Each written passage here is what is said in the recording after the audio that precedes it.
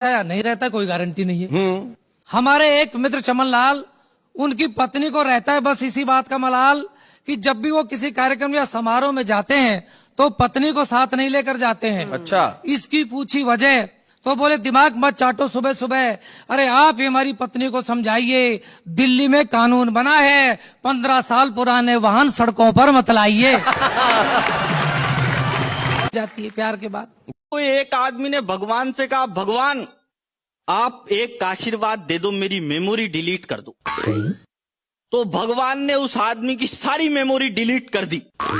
फिर इससे पूछा भगवान ने, बेटा अब भी कुछ याद है क्या? वो बोला, साहब केवल बीवी का नाम याद है।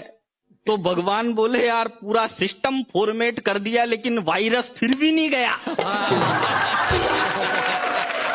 मैंने शोध किया और शोध करके एक ऐसा विभाग ढूंढ के निकाला जिसमें दावे के साथ कह सकता हूं, आपने कभी किसी महिला को काम करते नहीं देखा होगा।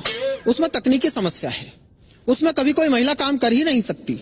उस विभाग का नाम है दमकल विभाग, फायर ब्रिगेड, क्योंकि महिलाओं का काम आग बुझाना नहीं है।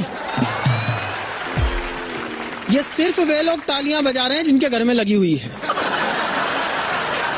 नहीं, अगली का एक सूत्री कार्यक्रम होता है, आंख खुलते ही सामने वाले को ऐसी टेंशन दे दो अगला दिन भर घुट घुट के जिए। तकिए पर ही बता देंगी, आज पप्पू की फीस जमा करानी है, आज फोन का बिल जमा कराना है, आज राशन खरीद के लाना है, आज ये करना है, आज वो करना है। तो एक दिन मैंने कहा, मतलब मैं तेरी रोज रोज की फरमाइशों से दुखी आ गया हूँ, मैं आत्महत्या करने जा रहा हूँ। अगली तब भी नहीं चूकी, बोली एक सफेद साड़ी तो दिला जाओ, 13वीं पे क्या पहनूंगी। दो आदमियों में झगड़ा हो गया तो एक ने कहा ऐसा मुक्का मारूंगा मैं तेरे 32 दांत निकाल लूंगा, दूसरा बोला मैं ऐसा मारूंगा 64 निकाल लूंगा। एक ऐसा बैठा था तीसरा, बोले यार गिनती सही कर, दांत 32 होते तू 64 निकाल कहां से लेगा? वो बोला मुझे पता थी तू बीच में बोलेगा।